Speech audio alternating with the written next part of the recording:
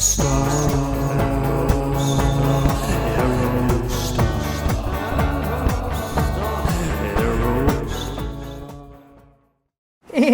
welcome back to Janky AF and Year of the Aerostar, episode number 91. Okay, couple of things here. 91, Dennis Rodman, right? Dennis Rodman was 91 and he always had crazy colored hair, so that's your first little hint right there. Two, you can see him wearing not one but two shades of green today, but that won't even do justice to what is coming for you all on this beautiful episode. And one last thing I'll say, I was trying so hard as we're counting down to 100 episodes of Year of the Aerostar. I was trying to plan ahead and make sure the 100th episode was something really, really special. Now I am going to do sort of like an addendum celebrating 100 episodes of Year of the Aerostar, but I thought for the 100th episode itself, it's probably just going to be another Aerostar. And I say just another Aerostar because, as we'll see in this episode and so many other episodes, they're all special, they're all unique, they're all wonderful, and yet they're all, the same because basically of their basic aesthetic looks. But they fall into this category of Aerostardom and this oneness, this beautiful vehicle that we like to celebrate. So I think that we'll just keep on rolling right through 100 and keep on going on. And we'll celebrate the milestone in sort of a different way. So all that is to say, here we have a 1995 Ford Aerostar Cargo minivan, listed for $5,200 in Millville, New Jersey. Going on down to Millville, Millville, New Jersey. Great name and great van. Holy cannoli, look at this thing. Teenage Mutant Ninja Turtle. I've actually seen, maybe I'll try to dig that photo up, an Aerostar turned into like a TMNT van. I'll have to dig that up. Sadly, I've never seen it for sale. But I digress. This thing has just got the entire, a popular trend these days. I call it monochromatic, painting houses as I do. You pick up on all the trends, and a lot of people will just paint everything one color. The outside, the exterior, the siding, the windows, and they'll even get a roof that matches, the doors, everything. And then I heard that it's actually called color drenching. So it's this is a color drenched Aerostar. And I often talk about, when we're talking about the bumpers or talking about the grille, that I love the bumpers when they're painted body color. This is just sort of that taken to its maximum effect. And I really like it. I think monochromatic or color drenching looks really, really good on Aerostars in particular. And here we have a fine example of that. So I've been sort of waiting to find one like this. And it is, quite janky, as we'll get into. Not a ton of pictures, and sadly, no description.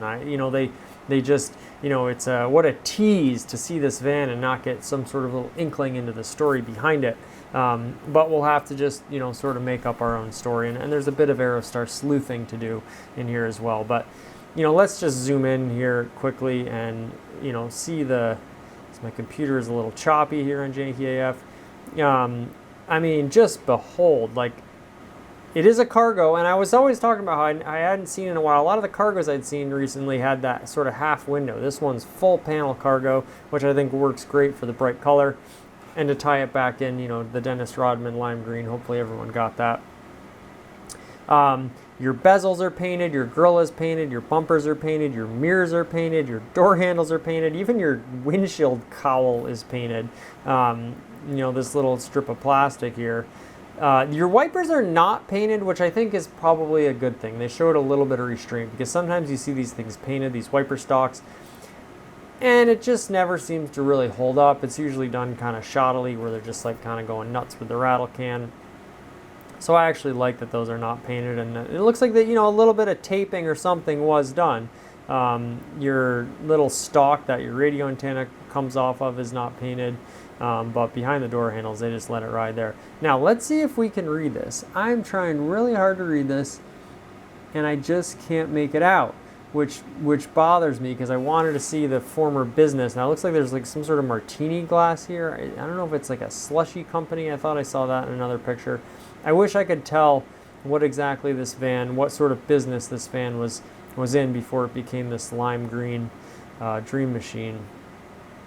Looks like not a ton of rust on it. It looks like it's in pretty good condition. Obviously, your bumpers are intact, so that's good. And these beautiful, like very almost new looking sort of truck style wheels that you'd see on older Aerostars. Nice to see them here on 95. Big, thick, fat tires. The tires look, pretty new from the pictures at least. And before we get into the others, only 3 pictures, but let's go ahead and read not the description, but the about this vehicle. Only 85,000 miles on this example, automatic transmission, exterior color green, interior color blank, doesn't matter. Be great if it was green. 16 city, 22 highway for a combined 18. It says it has a clean title. And then the description is just Millville. That's the only description, is Millville. But I guess if you know anything about Millville, maybe you can determine something about the vehicle. Scrolling on here, we do have another beautiful picture. Now we're out in the woods in this sort of, great like sort of 90s style home with your bay windows and your vinyl siding. Something in the morning, for all occasions, something in the morning. Slush machine, something in slush machine, something daiquiri perhaps. This is like an alcoholic slushy machine or something like that. So they're in this, the ice cream slushy business, which it's funny because early on we had early on in the series we had 2 ice cream vans not too far apart. So this is like sort of a riff on that. This is like a slushy service vehicle, and as we know, the Aerostar is just performed pretty much every task you can ask an automobile to perform in its lifetime. They've done just about everything. Ambulances, police vehicles, taxis, ice cream vans, church vans, school vans, and then obviously passenger vehicles, 4-wheel drive passenger vehicles, hauling the kids to school, going on ski trips, overlanding, #van life. They've done just wheelchair accessible vans. It's done everything. So this is just sort of another sub niche of that many categories. And then finally we get an interior shot. You can see obviously it's just a white cargo van, but I like that it's not a wrap on here. I gotta say, there was just a beautiful Ferrari, like a 400. I don't know if you're familiar with Ferraris at all, but like 70s, 80s, it was this coupe, kind of forgotten about. They're kind of one of the cheaper Ferraris. But it was like, a 2+2, it had a little back seat in it. And this person stuffed an Chevy LS engine in it and converted it to like a manual transmission, or put a newer manual transmission. They were both manual and automatic. A rare automatic Ferrari, by the way, back in the day. And they had this beautiful camouflage, livery on it, but it's a wrap. It's always a wrap. No one has the stones to actually paint their car. Because if it's an investment, not everyone's going to want the wild thing that you choose. But I applaud this seller for what looks like actually painting over, whatever the former business there was. You really, when you actually paint the car, you're really committing to it. So only in the world of Aerostar we're not wrapping the car. We're actually painting the car. This is permanent, and thank you very much. So I think that's great. And again, I wish I could say more, but the van speaks for itself. It's just like eye candy, quite literally. And you get to see, we talk about certain colors showing off the design of the Aerostar, but certain stylistic choices aesthetically, and this color drenching, this monochromatism, is another way to see the Aerostar in its sort of design essence, because you're not seeing the little, the white van with the black mirrors and the, little contrasts in colors. You're seeing everything totally drenched in one color, and you can see all the little cool details on it. You can see the beautiful body lines. I really like, I talk about the different grille styles because there was 3 different grille styles offered on the Aerostar. 86 through 88 was the 5-spoke. 89 through 91 was this 3-spoke, but with the Ford logo in the middle. Quite rare, and I would like to have one of those one day, or even just take that grille and put it on a different model. And then you have, of course, the bulk of the run, which was like from 92 to 97, was the 3, I call it spoke, 3-slot with the Ford logo up top. A beautiful grille. The design, how that you have this curved line going inward, but then you have these sort of beveled lines going across, and it creates all these really just beautiful shadows and highlights, and it's very striking. The way it sort of dips in at the center, it looks like a really cool, almost like an old school speaker that curves in there, and then you have all these bevels around the sides. I really do think it's, that the grill and the lights in the front of the vehicle is the face of the vehicle, and I think there's not a lot out there like it. And again, it's what's the word when something is very fancy? It's sophistication draped in a veil of simplicity, and that's the Aerostar to a T. And even these little bezels, these right angles that come around, and then you have this sort of triangular light with your totally flush, by 95 anyways, totally flush mounted headlight. This little sort of trapezoid here is very, very cool. The bezels and how they sort of, and then, integrate into the side. It ties it all together so beautifully. It ties all these angles together so beautifully. Buckminster Fuller, if you ever knows Buckminster Fuller, said, triangle is structure, and there's a lot of triangles going on in the Aerostar, as opposed to, in addition to the curves, in addition to the straight lines, we have tons and tons of triangles going on in the Aerostar. You see one here with the way your hood dips down, your headlight bezels going across, even the way that your sort of scoops in your grill come across here and meet this other scoop. A triangle is created, and there's just like a lot going on if you're willing to like take a minute and investigate and look at it. And certainly in this color, you see sort of everything for what it is. So there's no chrome or black plastic or anything breaking up the design for your eye and sort of like making you just sort of take everything for granted. Again, this little, concave in the bumper here is very attractive to me. These bevels and these curves are very, very cool. And then the way that it wraps around the side, like they could have just made this a plain bumper, but they stuck these little indented lines, and then it widens out in the middle and then comes back around. Like, they're able to do so much with so little. It's not over styled, it's very, very simple, but where they create detail is, and in really simple techniques, just like making something deeper or shallower, making a line embossed with a little bit of a stamping. Cars today are, and I know it's a cliche, but they're very, very overstyled. And even a very, very expensive car, if you get up close, you'll notice all the plastic and the little bits and pieces that kind of make it look cheap. And this is like, just like a solid piece of metal with some very, very nice plastic. Now, yes, the bumpers are very brittle, but, it just means you have to sort of take care of them. And the bumpers look so good painted in this lime green. So, without a description, we're sort of forced to talk more about the design of the Aerostar, and I don't always do that. So that was kind of a nice exercise in just appreciating, the Aerostar, especially the front end, the face of it. Fortunately, not a great view of the back. Being a cargo, we can see that we have our barn door hinges here. I would like to make sure the rear bumper is fully intact as well. We'll just sort of take that on faith. For all occasions, something in the morning. I wish I could read that. Something in slush machine. Well, we know the general realm that it's in, and here we have some sort of cocktail glass. So it's a strange business. It does look like we have your beautiful cargo vinyl seats here too. I love the vinyl seats, and they almost, I guess they're gray, but they almost look like they have a little bit of brown to them, or a little bit of tan, or like a caramel color to them. But that might just be the lighting.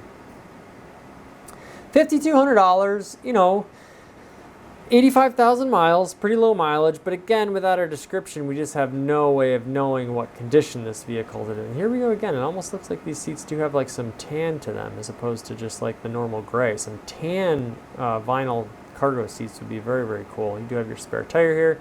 You can just see the cavernous amount of room you have in the Aerostar, and you can also see this wonderful little step that you have right after the sliding door. I will say, people are always surprised, especially for being a heavy door made out of metal.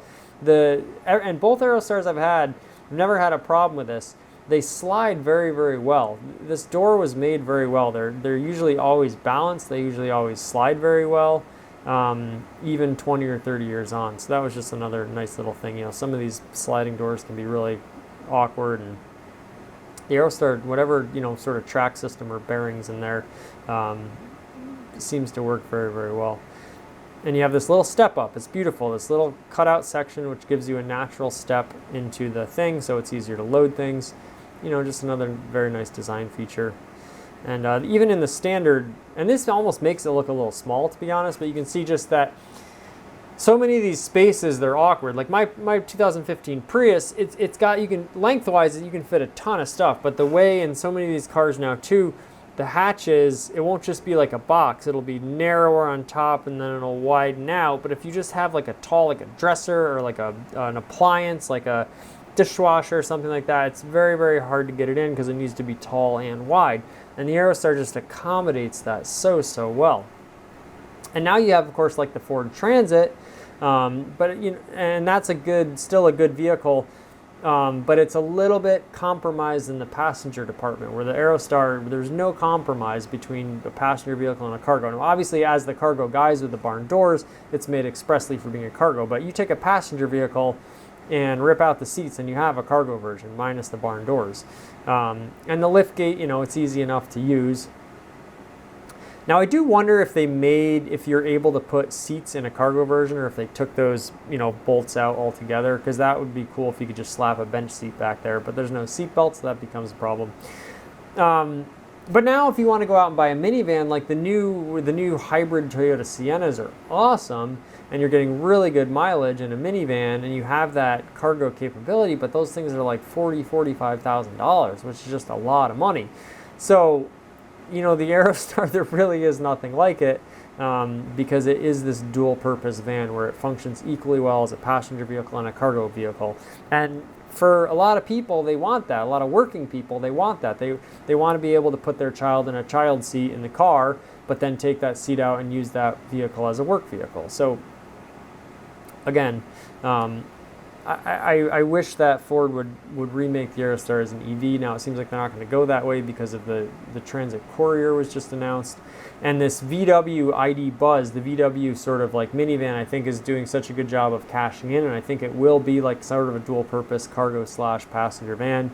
And they're cashing in on all the retro excitement, and it looks really cool. It's got a good range. I've heard a lot of good things about it. And I think Ford, 60s nostalgia is one thing, but for our generation, 80s nostalgia and 90s nostalgia is really, really big right now. I mean, look at all these cars coming on Bring a Trailer that are just fetching crazy prices. So I think Ford has an underrated star, no pun intended, in the Aerostar, and I think if they were to revive it and put a campaign behind it and make it this really dual-purpose vehicle, and from an engineering standpoint, yeah, you got to make it really good at doing two things, but then you can just sell so many units as a passenger vehicle and a cargo vehicle, and you've sort of cut your engineering costs in half, your R&D costs. So that's my pitch, probably falling on deaf ears, but at least we can sort of celebrate this beautiful 1995 Aerostar, and just sort of ruminate in a good way on all the wonderful things that this vehicle has done and is still doing. So there you have it. I had to show you that one. We have so many cool ones coming up. I found like this lovely pair that are in Canada that are hopefully still available. I might do a little Canadian residency that might cross over our 100th episode. I still have to do a bunch of foreign Aerostars that were for sale that I never got to, and I hope those are still available because those were in some really cool countries. So maybe we'll do a little circle of the globe, counting down to 100 episodes here of Year of the Aerostar. I got to respond to some comments. It's been we moved, there's big transition stuff going, a lot of crazy stuff going on, but I really do appreciate all the comments, and I will respond to those, and appreciate you hanging in there with us as we ramp up our Aerostar content and then other different content. I got my Fiat moved the other day, so we're trying to get all the things happening this summer, because in upstate New York you got to make hay while the sun shines. So unfortunately that doesn't always leave a lot of room for tinkering around with vehicles, but we're going to do our best. And all that aside, thanks for watching this episode. This has been Year of the Aerostar, episode number 91. We say Janky do Thanky. Now we'll have another one coming very soon, and until then, again, we say Janky do Thanky.